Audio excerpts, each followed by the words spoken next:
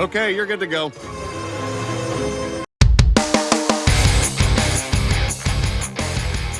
Hello and welcome to today's episode. My name is Sham Sharma, the CEO of Secularism. Thank you very much for watching today's episode, and to all of you, a secular pranam. So I thought this video needed to be done in English because the topic of this video consists of Western experts' opinions about India's decision to continue to do trade with Russia despite Western sanctions. So I thought if we're talking about the West, let's try to respond in their language. So, welcome back to the 1950s, guys. Rock and roll music is the new sensation sweeping the world. A Cold War has started, and brown people are apparently not allowed to do things that Europeans can freely do. We know that Russia has launched an illegal invasion of Ukraine, which has led to hundreds of civilian casualties and potentially thousands of military casualties in Ukraine. Now, Western countries have announced a number of sanctions on Russia and are actively discouraging other countries from doing any trade with Russia or buying any oil from Russia. However, India, like many other key American allies like Israel, like UAE, like Mexico, have taken a much more nuanced approach when it comes to Russia, where they're making sure that their interests and the interests of their people are taken care of. India has announced that despite the diktats of Western countries, India will continue energy and weapons trade with Russia. In both sectors, Russia historically has been a very important and reliable partner of India. So following that policy, India last week received Russian Foreign Minister Sergei Lavrov to discuss bilateral trade. And this has upset a lot of Western commentators who have then proceeded to throw their toys out their prams. Now listen, I do have to preface this video by saying that on the whole, Western governments have been much more responsible than Western commentators with the comments that they have made about India's foreign policy. They said that they understand that the world is complicated and countries often have to look out for their interests. This is exactly what UK's Foreign Secretary said. We respect other countries' decisions about the issues that they face. You know, India is a sovereign nation. I'm not going to tell India what to do. The same thing was said by the chief of the US mission to India. What I would say is that we understand that the relationship that India has with Russia is very different than the relationship that the United States has with Russia. Right. And what we have been asking is not just India, but all other countries that have a relationship with Russia to use that leverage for constructive purposes. To build better relationships with each other, the US and India are looking to hold a 2+2 meeting of diplomatic and defense chiefs for early April, as the United States is aiming to bolster defense ties with New Delhi. So it seems that governments do understand that there is nuance when it comes to handling foreign policy. However, it's the think tanks, the media, the quote-unquote experts who are desperate to create hostilities between India and the West, who can't believe that a foreign country, particularly a poor country like India, would disobey what they have to say. I mean, I'm from the West. I'm in a think tank. I have 19,000 followers on Twitter, and I have the Ukrainian flag in my Twitter header. That means you're supposed to listen to me. That's how these things work. The Washington Post says that Modi supporters are spreading anti-Ukraine, pro-Russian propaganda. First of all, pointing out that Western countries, particularly the United States, have been engaged in carrying out regime change operations like the one that Russia is currently involved in Ukraine. That's not propaganda. That's just the truth. What the United States has done in Iraq, Syria, Libya, and many Latin American countries is not radically different from what Russia is doing in Ukraine. Secondly, I'm not sure how much right an organization that called Abu Bakr al-Baghdadi, an austere religious scholar, has in accusing other people of spreading propaganda. It's a bit like Kunal Kamra accusing other comedians of not being funny. Seriously, Washington Post at this point in time is such a meme newspaper in India that they would honestly use it as toilet paper. But, you know,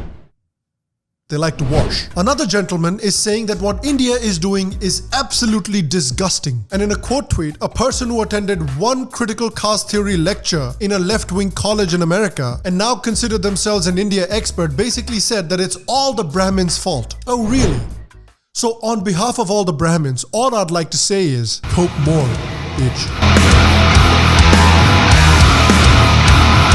Another so-called India expert said that India is basically proving itself to be unreliable. Oh really, India is unreliable. Was it India who asked Ukraine to hand over its nukes and promised to protect Ukraine? Was it India who conducted a regime change operation in Ukraine in 2014 with the help of neo-Nazi groups? Was it India who constantly goaded Ukraine into joining NATO, knowing that it would anger Russia, and then when Russia attacked, completely abandoned Ukraine? Man, I guess that could have been India. I honestly thought that was another country, but it's been such a long time. Who remembers these things? Some people are saying that India is on the wrong side of history and that United States and Indian relations are going to go down the toilet. They're also saying that no one should kid themselves. Russia is going to be the junior partner in this relationship with China, and the more leverage that China gains over Russia, the less favorable that is for India. I mean, seriously, this gentleman is really living up to his surname. Gross man. And this tweet really shows how much these quote-unquote experts actually know about the countries that they're supposed to be experts on. The reality is that Russia becoming a junior partner of China is a much bigger problem for the United States than it is for India. This greatly strengthens the #1 enemy of the United States. Remember, India has no interest in challenging the United States. It is China that is challenging the United States. So at a time when you should be building coalitions against China, you have foreign policy experts that are asking the United States to ruin relationship with a potentially key ally that can help you encircle China in Asia. You're a fucking idiot. And when it comes to these experts, when threats don't work, you can always revert back to good old-fashioned casual racism. One gentleman is telling people to remember how terrible Indians are every time you decide to patronize an Indian restaurant in your city. And sadly, such idiotic comments weren't just being made by these think tank people or the media. Dileep Singh, American Deputy National Security Advisor, said on a recent trip to India that there could be consequences for India for circumventing Russian sanctions. Don't think anyone would believe that if China again breached the line of actual control, that Russia would come running to India's defense. Okay, but will you come to India's defense? Did you, for that matter, come to India's defense in 2020 when China did cross the line of actual control? Did you come to India's help in 1999? Did you come to India's help in 1971? In fact, if I remember correctly, in the 1971 war with Pakistan, the United States and the United Kingdom were actively trying to defeat India. And it was Russia's intervention that helped India. And also remember that for 50 years,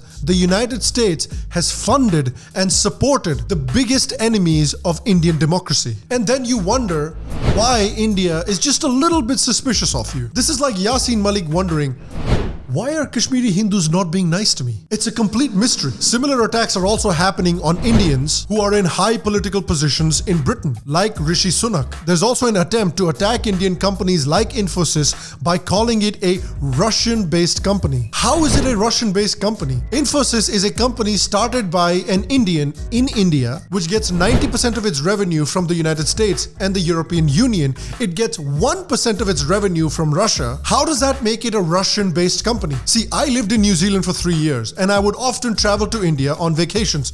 While flying back and forth from India, my flight would often have a layover in Singapore. So if I had a layover in Singapore and I took a shit in the Singapore airport, does that now mean that I'm from Singapore? I mean, look, if it makes you feel better, we can get somebody in India to make the same poem on Putin that a girl in America had made.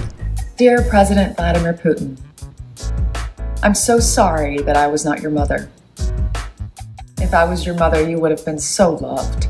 In fact, we have a guy that's really good at dumb shit like that. All of these attacks on India, by the way, are happening over very small quantities of oil. Even though India imports about 80% of its oil requirements, only 2% of its total oil imports come from Russia. And this is happening at a time when other countries have also publicly stated that they will continue to buy Russian oil and gas. In fact, India isn't even in the top 10 importers of Russian oil and gas. There are 6 NATO members that are in the top 10 biggest importers of Russian oil, coal and gas. To make matters worse, since the war began, the European Union has spent 17 billion euros in importing Russian oil and gas. In fact, Europe bought 15% more oil and gas from Russia after the war began. Apparently, according to reports, the United States has also ramped up purchase of this so-called banned Russian oil. I mean, this this is completely hypocritical. This is like the Catholic Church complaining about child abuse. And all these experts that are currently talking about how India should be ashamed and how India should be sanctioned and shunned. Are any of these experts going to speak the same language about China? China is another country that has not condemned Russia. And in fact, according to Ukrainian intelligence, China staged a huge cyber attack on Ukraine's military and nuclear facilities just before the Russian attack. Ukrainian intelligence suggests that China is complicit in Russia's war against Ukraine. So despite this massive bombshell, will China be sanctioned for aiding and abetting Russian war crimes in Ukraine? Will these Western commentators ask their countries to stop all trade with China? Will they ask Western corporations to stop all of their operations in China? Will China be sanctioned for taking thousands of American jobs? Will China be sanctioned for sending cheap fentanyl into the United States that is killing thousands of Americans every year? Will China be sanctioned for hiding the seriousness of the COVID outbreak? Will China be sanctioned for debt trapping countries and essentially turning them into Chinese economic colonies? Not this time. No, not this time. In fact, it's the opposite. You have giant American corporations like Disney that are spending billions of dollars to expand into homophobic countries like China while they're virtue signaling in their own countries about bloody pronouns. So you're worried more about a stable democracy than a volatile dictatorship in China. This is basically like if during World War II, people were more interested about the price of Swiss cheese than about bloody Hitler. See, Western countries and Western companies are still willing to work with China because Western governments and Western corporations understand that the world is a complicated place and that sometimes you have to deal with less than perfect characters in order to make sure that you are taken care of and that your people are taken care of. And that's exactly what India is doing. For India, there's a massive opportunity here. Crude prices are at all-time highs and India has the opportunity to receive oil and gas at substantially discounted prices. This is a country that, despite having the 5th to 7th largest economy in the world, depending on who you want to believe, is still a relatively poor country. And so the ability to save money and then use that money into other governmental programs is much more important to a country like India than to a country, let's say, like the United States. And also the way the West has weaponized Swift banking, Google Pay, Apple Pay in its sanctions towards Russia, which can completely cripple a country's ability to do business. You can't really fault India for not wanting to be completely dependent on the West. Look, I think the experts and the commentators and the media might not, but I think on the governmental level, people do understand that the United States should build a better relationship with India to find a solution between Ukraine and Russia, both of which countries have said that they'd be willing to have India mediate talks between Russia and Ukraine. But a deeper relationship between the United States and India is also needed to counter the rise of China. We have seen recently with Russia, with China, and with the current Pakistani army orchestrated regime change operation in Pakistan that democracy is a very scarce commodity on the planet. The West and India have so many commonalities on democracy, freedom, security, trade, the free market, than to get bogged down by a situation that India did not start